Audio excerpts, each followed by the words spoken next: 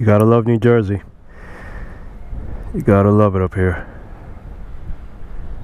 Amazing. Anyway, hey, look at the deer up there.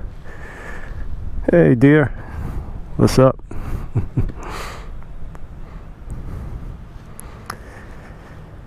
Anyway, I'm gonna apologize firsthand because I sound like a Smurf. It's because it's springtime here in North Jersey, and also this helmet is squishing my cheeks. So I have a stuffy nose in my helmet and I have squished cheeks. Anyway, this is a review of the 2013 Honda nc700x. It is mine. I purchased it slightly used with 2,800 miles on it, and I put a couple of 100 miles on it already. I had it over a month. So basically, I know it's mine, and it's easy to be biased towards it, but I'm not gonna do that. Basically, what I'm gonna do is kind of like a long-term owner's review. I'm gonna go over the things that I like about it, everything that I've done to it, like all the extra accessories, and also everything that I do not like about it. Morning. Morning still? Afternoon. Take care. So yeah, as you can see, it has LED HID 6000K headlights that I installed over the regular halogen. Also some fog lights that I installed. They're also LED 6000K. It's not really for looks, it's more for a safety thing, therefore people can see me coming down the road. Let me turn that off if I don't want to kill the battery. Okay. I also did a muff flap or a fender extender here. Got a lot of pollen on it. This is one of the things that I didn't like, and I don't know why Honda didn't already include this with it, because this fender is too short.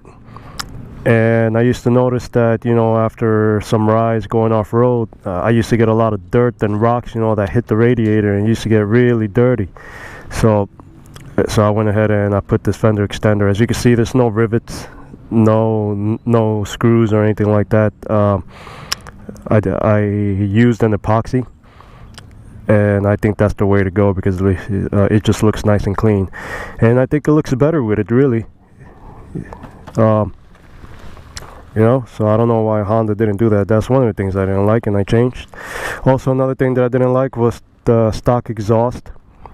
It was too big, it was too heavy, and it was too quiet. So this is an aftermarket slip-on. It's from Delkvik. I'm not sure if you can see that there.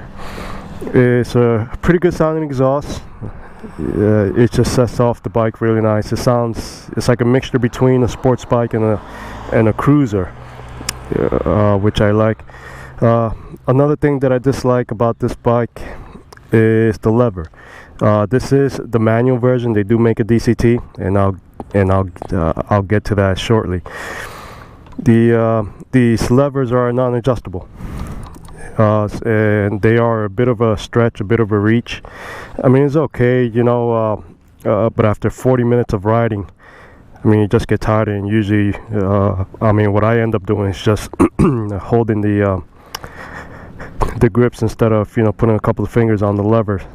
For safety, I would like to keep at least a finger or two on the brake and on the clutch, but that just gets tiring after a while. But again, that's something that could be replaced. I saw something on Amazon for like $40, adjustable levers, but they couldn't include that in the first place. Also, did I turn off the fog lights? No. Another thing that I don't like is this play in the throttle. There's like about 3/8 of an inch of absolutely nothing. It's like dead space. This is drive-by-wire. It has a chip and a sensor or something like that. That's what they call it. So I don't know what these cables are for. I don't think it's drive-by-wire, is it?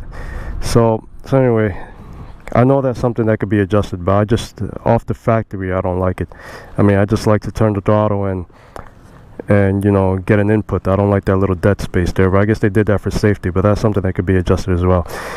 This upright seating position, sort of. The reason why I say sort of is because I do feel like I'm crouching a bit, but it's not like a crotch rocket, and it's not like a cruiser neither, where you're like leaning back. But unlike the Yamaha Super Tenere, the Africa Twin, and the Suzuki V-Strom, those are true upright seating positions. This is that, but you lean forward just slightly. It's still pretty comfortable. But if it had some bar risers, it would have made it much better.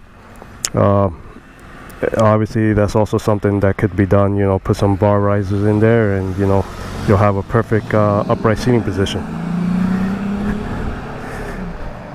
It is. So it's a pretty nice bike.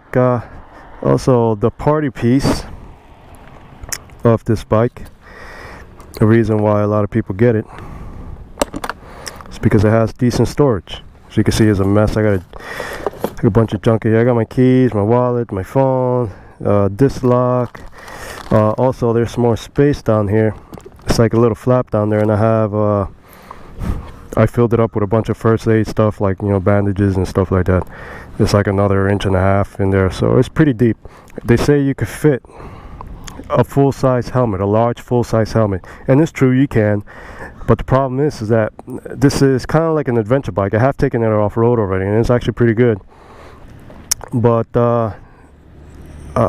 like me, I have an adventure helmet, which is it's a bit elongated, and I have medium, so it fits in there. But I have a hard time closing and locking it up with the latch. You know, I really have to push down on it in order to get it to close. And the problem with that, which is another thing that I don't like, is that when you open it, since the helmet is shoved against this door here, it's actually really hard to get it's really hard to turn the key to open it. And when you do that, this key, I mean, it's made out of a soft metal, aluminum, I don't know what it is, but you could bend this key very easily. That's why I don't put my helmet in there, but it is very convenient. A lot of bikes don't have this type of storage here. There's also, you know, since the gas tank is not here, it's actually underneath the seat. Here's the gas cap. The gas tank is actually right here, this whole thing, and it's pretty convenient. Keeps the weight down low. There's actually a little bit more storage there, because you could keep a wallet or something there. So anyway, when you bend the key, what happens is that when you put it in the ignition, you have a hard time. It has a hard time.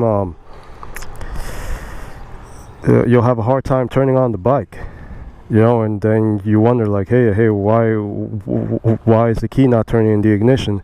Well, it's because you bent the key. Compared to the Can-Am Spyder keys, that key is a lot more stronger than this. This you could bend it really easily. So that's a tip, and that could get really annoying. As you can see, I installed a RAM mount with a cell phone charger here. Let's get this thing turned on here. Hey, got another biker down there.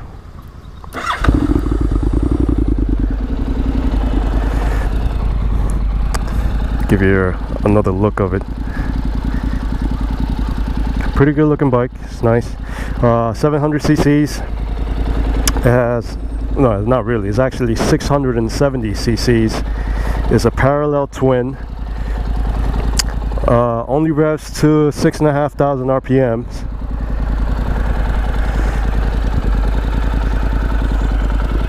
It has 50 horsepower and 40 pound-feet of torque. Okay, I'm gonna get on it and I'll talk about it a little bit more. Go on a nice ride here in Hopakon. Let me pause this damn thing.